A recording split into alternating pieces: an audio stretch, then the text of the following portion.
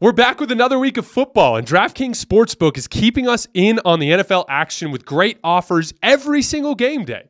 New customers can bet $5 and get $200 instantly in bonus bets.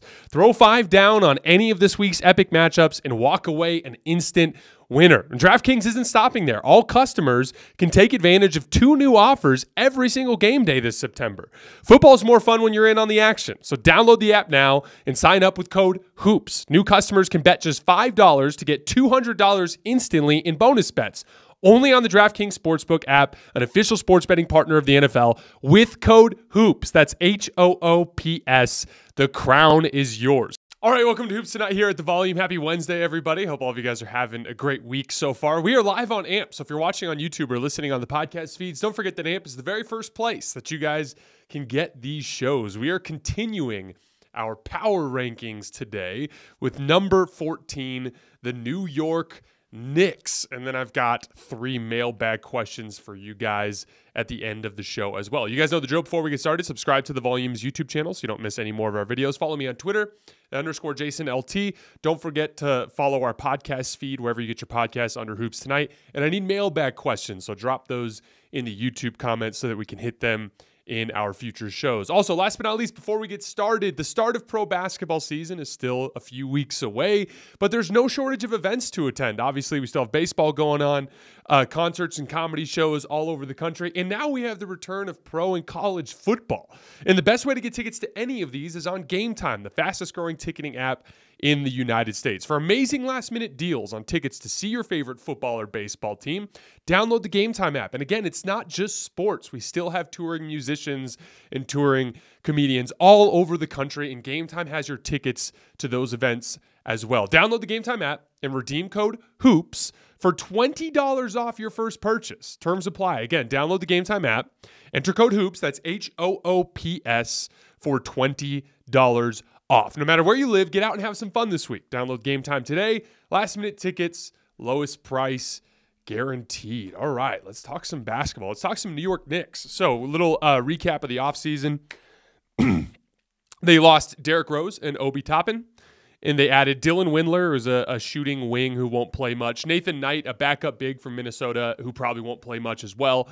And then they added Dante DiVincenzo, who's a very good role player in my opinion. He's an outstanding spot-up player. He averaged 1.25 points per spot-up possession last year with the Warriors.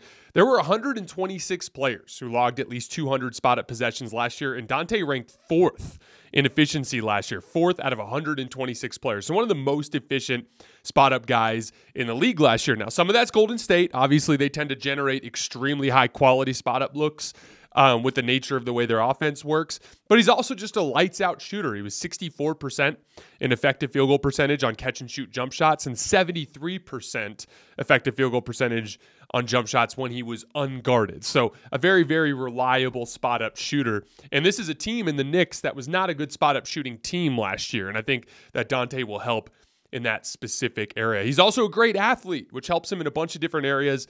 Helps him on the glass. He's an excellent rebounding guard, 6.2 rebounds per 36 minutes last year, including 2 offensive rebounds per 36 minutes. Really good at kind of like sneaking in behind the play to kind of disrupt stuff after the shot goes up, whether that's trying to poke the ball away from a rebounder or to sneak in from behind and grab offensive rebounds when guards aren't paying attention. It also helps him at the rim. He shot 63% in the restricted area last year, which is awesome for a guard. Anything over 60% is awesome for a guard. And that's not just a Golden State thing. His last full healthy season with the Bucks back in 2020, he shot over 60% in the restricted area that season as well. I think 62% if I remember correctly. He was also really good in Golden State's 5-out offense, attacking off of off-ball screens. He was 1.26 points per possession coming off of an off-ball screen, which was 3rd best in the entire NBA out of the 61 players who ran that type of action at least 50 times in the NBA season. He's got really good footwork coming off of screens and rising up and shooting. He's definitely better with his right-left than he is with his left-right, meaning like when he's going to his left, he's better at rising and firing than he is going to his right. That's very typical for right-handed shooters, mainly just because most right-handed shooters have their right foot forward. So when you're running this way, your right foot's already forward. So it's easy to quick turn and plant that left foot. But when you're coming towards the right-handed side for a right-handed shooter, your right foot's behind the play. You have to like swing that foot around, and you have to get a lot better lift, and sometimes you have to square up in midair. So that's pretty typical. But he was 14 for 25 coming off of wide pin downs for jump shots going to his left, and then he was 4 for 13 going to his right. So not a big surprise there. He's also good off of dribble handoffs. He was 12 for 27 on movement jump shots coming off of dribble handoffs. So he's like legitimately a dangerous movement shooter. And you have no choice in those actions but to chase Dante close over the top of those screens. I think that's a valuable weapon. And it's going to be an interesting fit here with the Knicks because the Knicks don't really run a lot of action in general, let alone off-ball action. That's going to be one of the big themes that we talk about when we get into their offense. This is a team that is very much a brute force offense. They're picking on matchups, and they're just standing in spot-up spots and giving a guy room to work. And it's very rudimentary in a lot of ways. And that's kind of unfortunate because Quentin Grimes is also a very good movement shooter, at least in terms of what he's capable of, but he didn't get a lot of opportunities last year. As a matter of fact, the Knicks ran or took a shot off of an off-ball screen just 191 times all year last year. That was the third least in the entire NBA. And to give you guys some perspective, the Warriors ran those types of actions 958 times. So 958 shots coming off of screens for the Warriors, 191 for the Knicks. So an example of why we got to find out that Dante has that in his game, and an example of why it might be a funky fit with the Knicks. But in general, and again, this is going to be a major theme in this particular season preview, I'd like to see the Knicks try to work that in a little bit to mix up their brute force attack that they use so often. But in summation, Dante's a really good player, and I think he fits a specific need for the Knicks roster as a guard off the bench. He's a very competitive player. He's a very good on-ball defender who plays physical ball pressure defense. I actually thought he was one of Golden State's best point-of-attack defenders last year. I think Knicks fans are going to love him. So very, very excited about the Dante DiVincenzo fit. So let's take a quick look at the depth chart before we move any further. At the guard position, Jalen Brunson, Quentin Grimes, Evan Fournier, Dante DiVincenzo, Emmanuel Quickley, and Deuce McBride. So kind of similar to the Memphis Grizzlies situation, very deep at guard. At forward, and these first two guys are kind of like hybrid guard forwards because they're both a little undersized, but I'm considering RJ Barrett and Josh Hart both forwards in this system just with the functionality, the way they fill a role on both ends of the floor. They're both bigger, stronger, better athletes. They play more forward-esque kind of positions on the floor. Julius Randle and Isaiah Roby. And then at the center position, Mitchell Robinson, Isaiah Hartenstein, and Jericho Sims. So a roster balance issue there. You've got 6 guards that can really play, and then you've got 2 somewhat undersized forwards, and then a forward in Julius Randle that obviously has a lot of offensive responsibility, which limits his ability to kind of devote energy to the dirty work.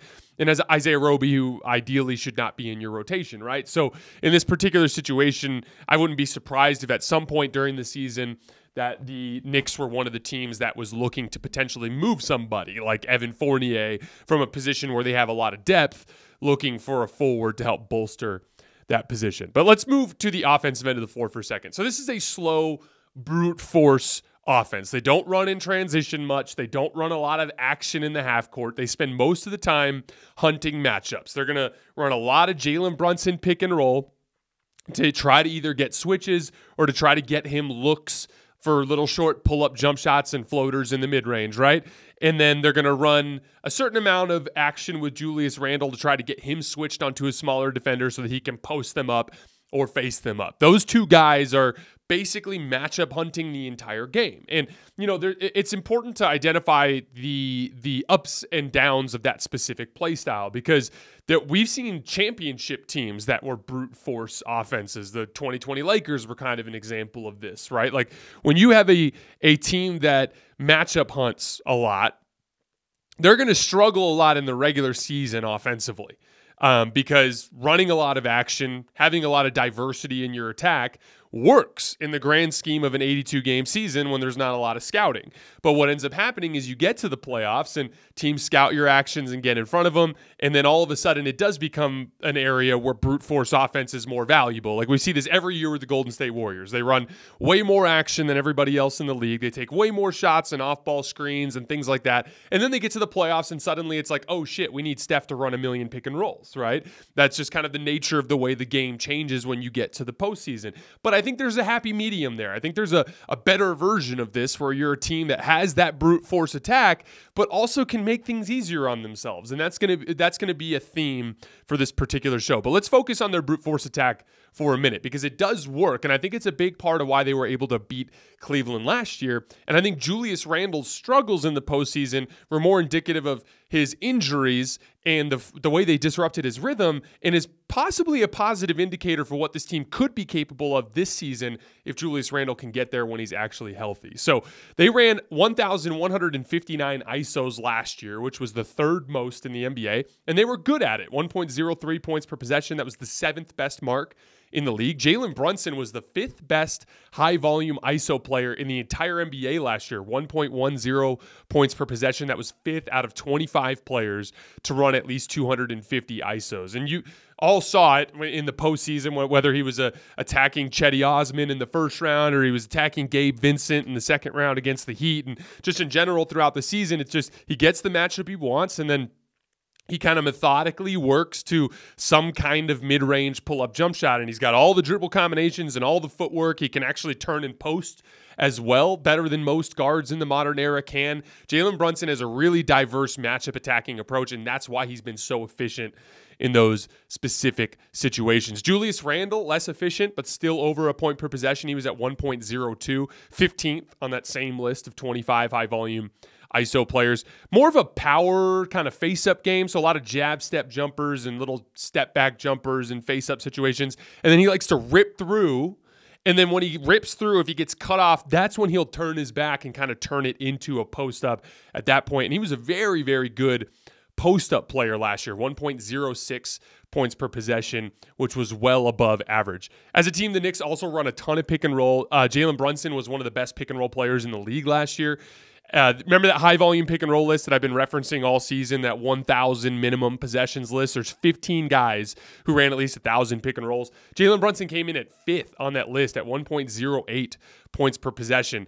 Really impressive when you consider the fact that the Knicks don't have fantastic roll men and they don't have fantastic spot up talent. And when you factor that in, that tells you that there's a lot of really high level shot making going on from Jalen Brunson. He was 52% in effective field goal percentage on pull-up jump shots last year. There were 14 players in the NBA who attempted at least 500 pull-up jump shots. Jalen Brunson ranked third in effective field goal percentage on that. So one of the very best pull-up jump shot makers in the league right now is Jalen Brunson. I had a lot of people complaining about how I had him so high on my list, and I had even yesterday, I had people complaining about me having Jalen Brunson over Ja Morant. Here's the thing. Ja Morant's going to be better than Jalen Brunson in the long run. He's just got too much natural ability. But here's the reality. Jalen Brunson right now is a devastating playoff player. He led them to a win against the Cavs. He was the guy who damn near beat the Heat in Game 6 and almost pushed that series to Game 7. Jalen Brunson right now is flat out a better basketball player than Ja Morant.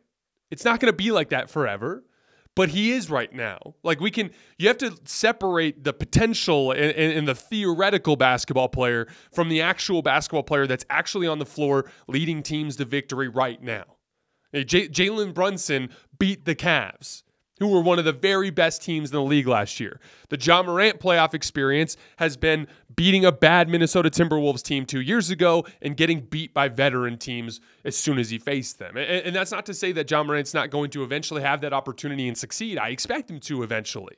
But he's a kid, and he's not quite what he's going to be yet. Jalen Brunson right now is a better, more reliable playoff player. I don't think that's a hot take. I think I'm very, very confident in that specific stance, and I believe that is the truth about those two as basketball players right now. I just think, again, when you get to the playoffs, there are very specific things that work at a higher level than the regular season. And we've just seen too many examples over the years of young teams succeeding in the regular season and then struggling when they get to the real basketball. And to me, Memphis kind of falls into that specific group.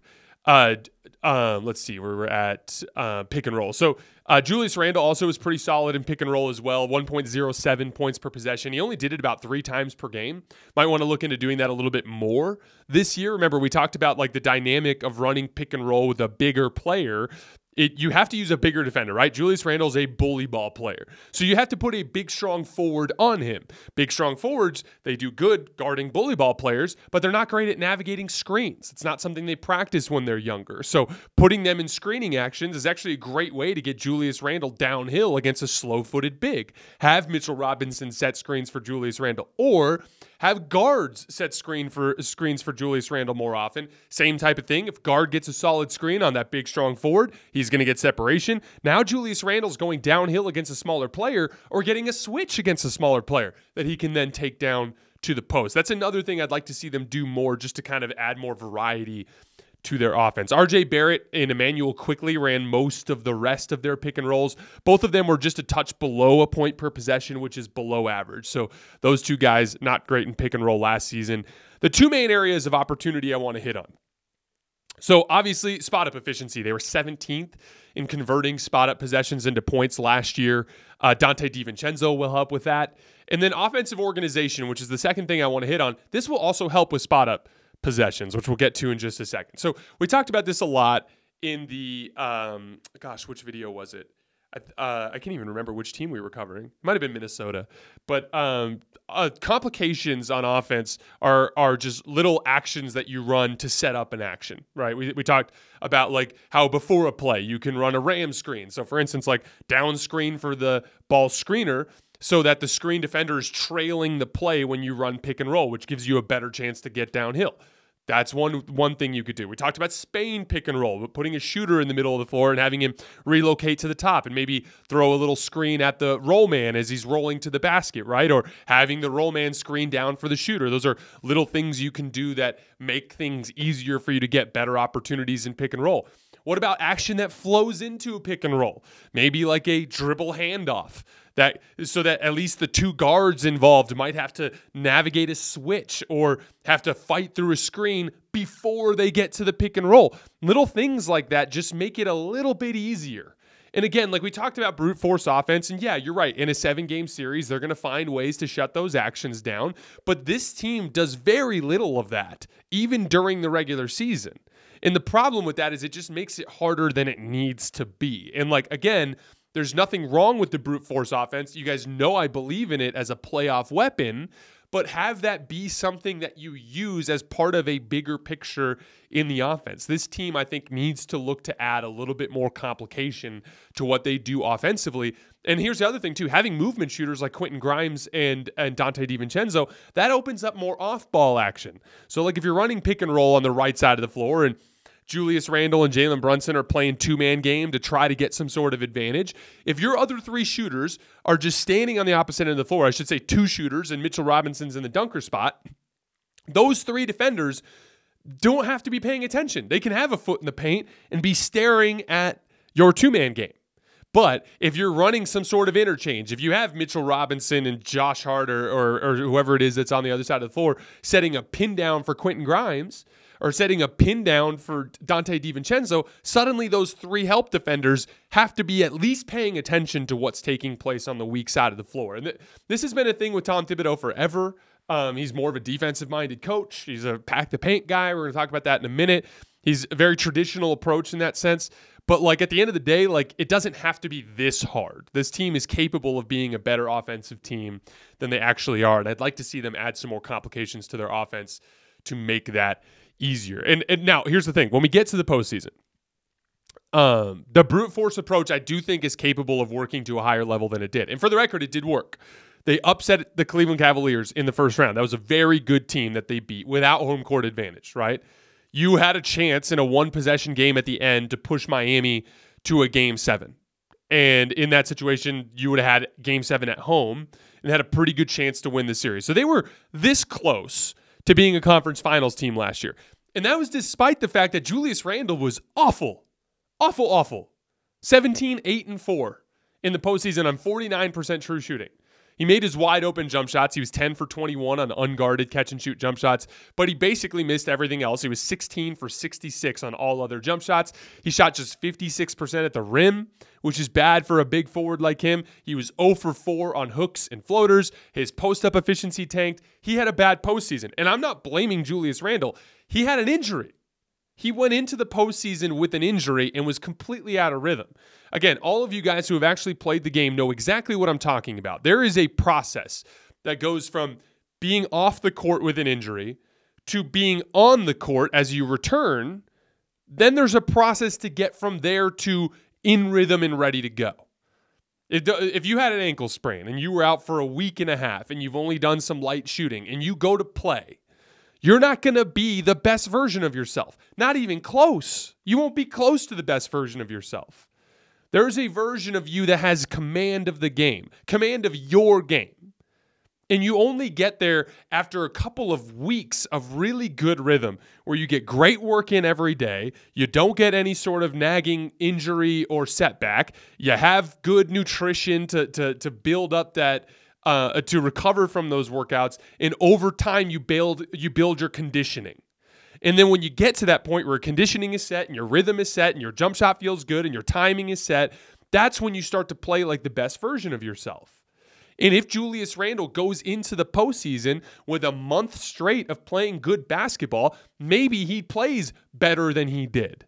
And that literally could have been the difference between them being a team that lost in the second round and makes a deeper run into the conference finals, or maybe has a chance to contend with Boston and potentially make it to the finals.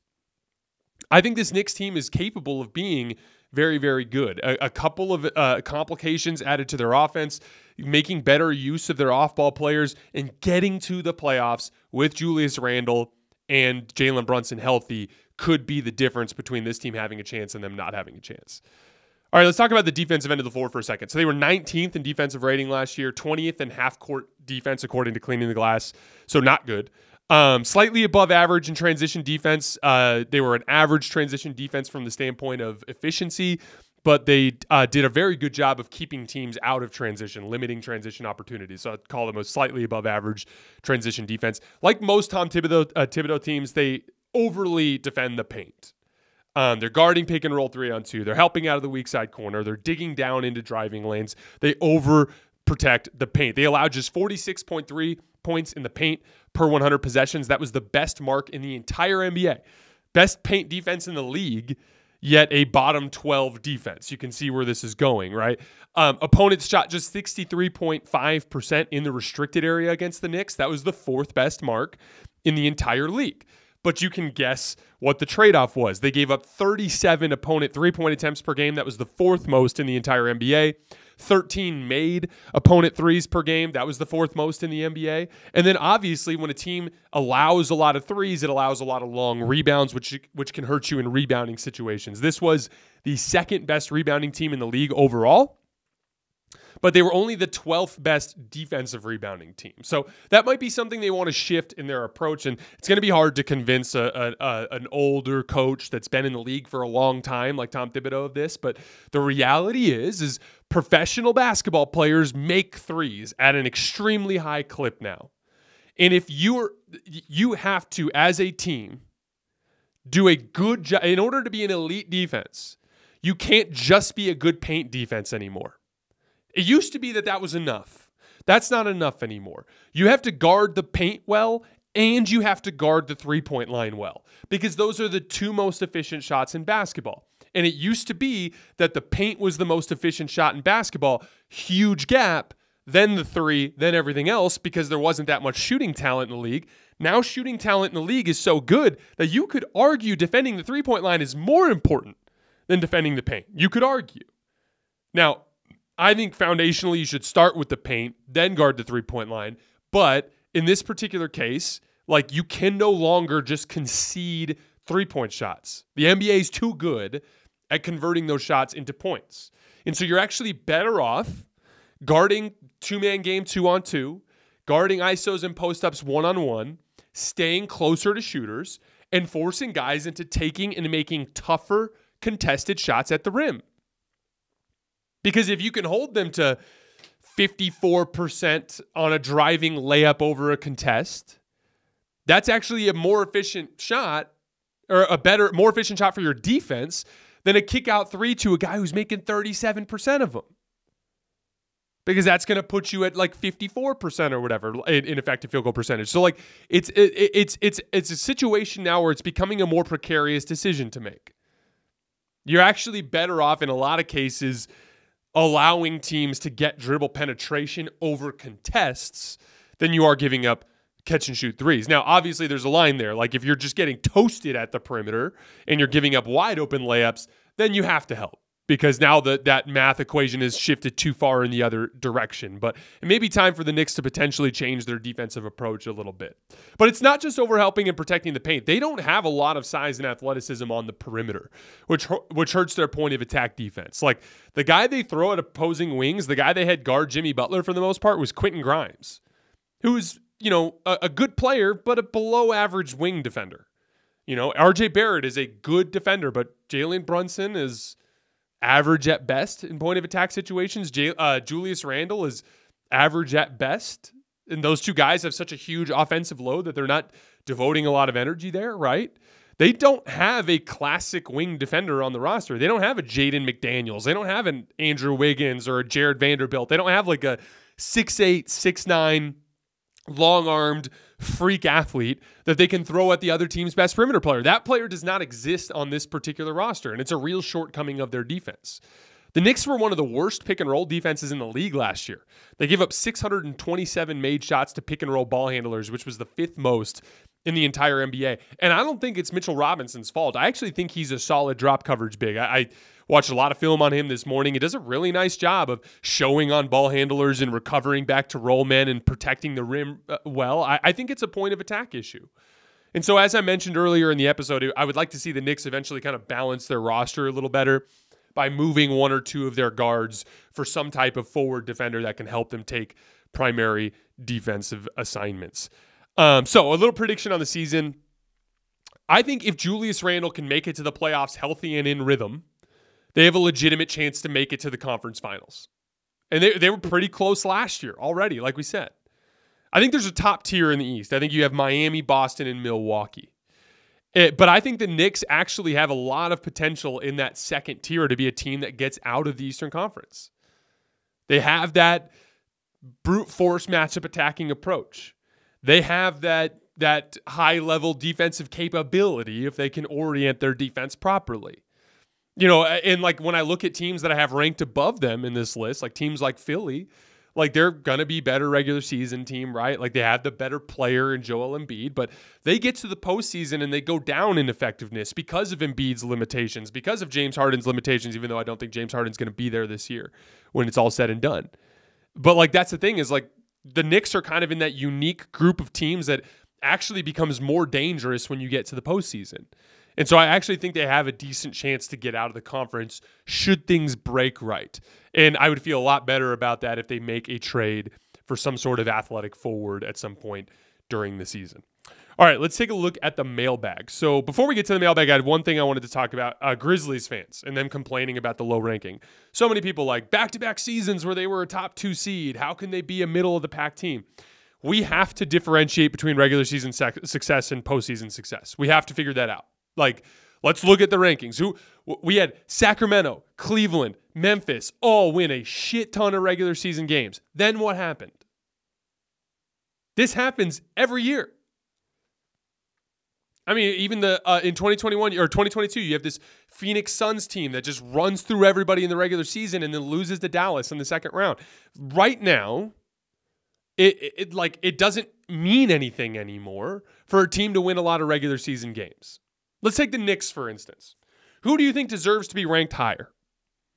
A Grizzlies team that was a 2 seed twice and then barely beat Minnesota, literally could have lost that series if it wasn't for Minnesota choking away games in crunch time, then losing to Golden State, or losing to the 7 seed Lakers that everyone talked shit about and made fun of all season, or a Knicks team that went and beat the Cavs without home court advantage. A very, very good Cavs team. A Cavs team that was better than a million times better than the Minnesota Timberwolves team from 2 years ago that the Grizzlies beat.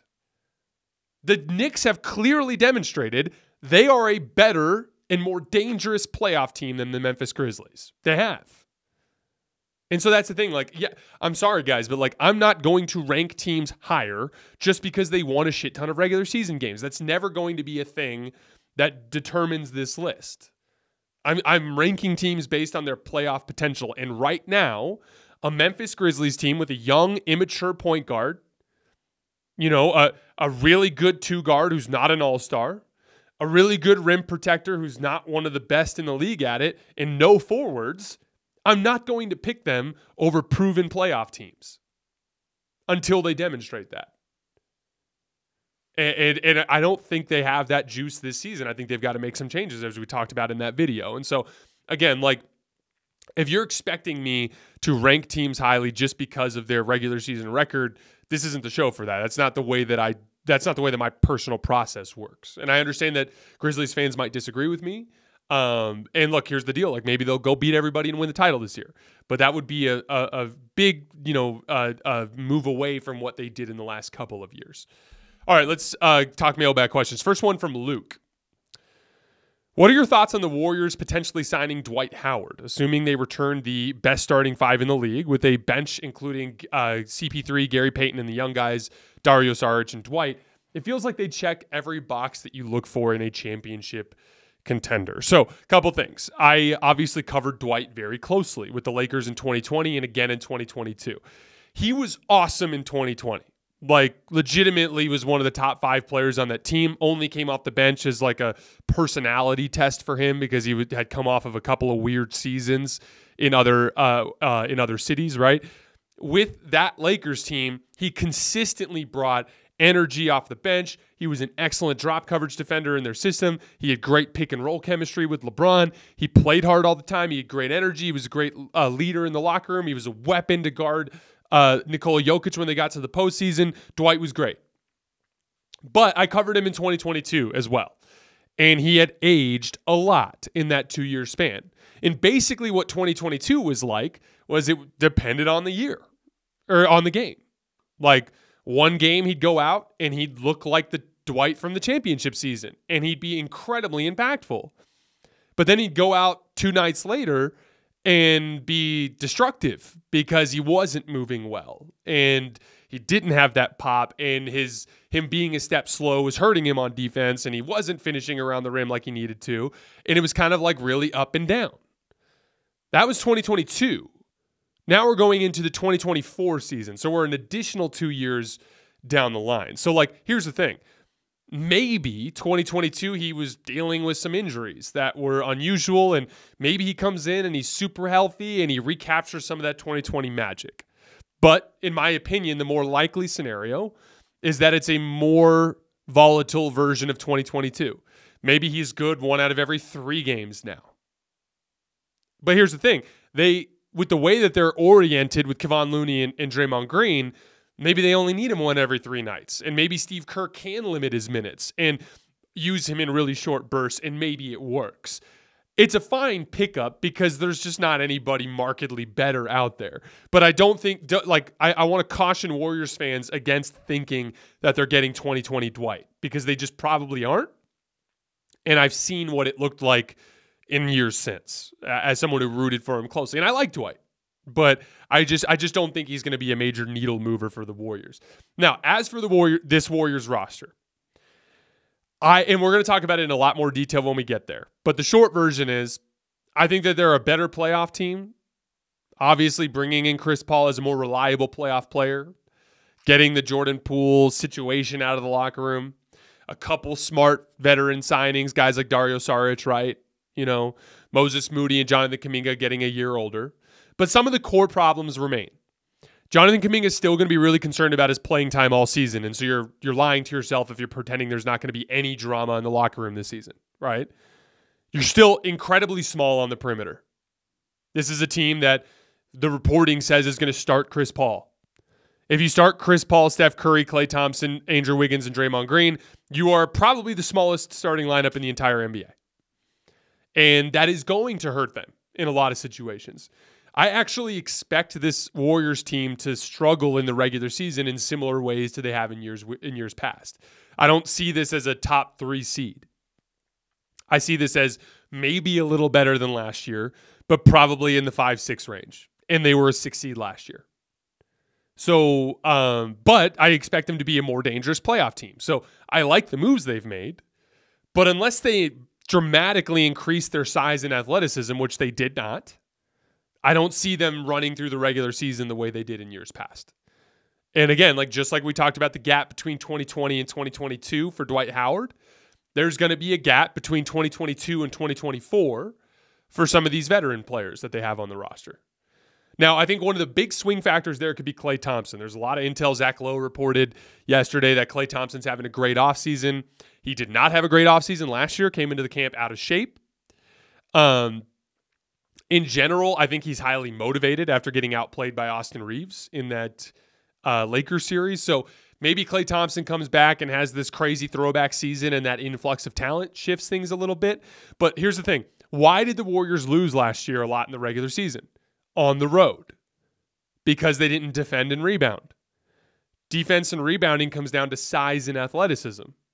That's the key weakness on this roster, and they did not fix that. So I don't see this as a regular season juggernaut. I see this as a playoff puncher's chance team, essentially. But we'll talk more about the Warriors when we get to them down the line. Next question from Caleb. Theoretically, with enough work, could any NBA player become a star? If perhaps just in another system? This is an interesting question. So I think that obviously every player has a range of outcomes, right? Like their floor versus their ceiling, right? But I think the ceiling is limited for players who are non-stars versus players that are stars. And what allows players to push to that next level and potentially become a star, I put down 3 things. 1, a true love of the game.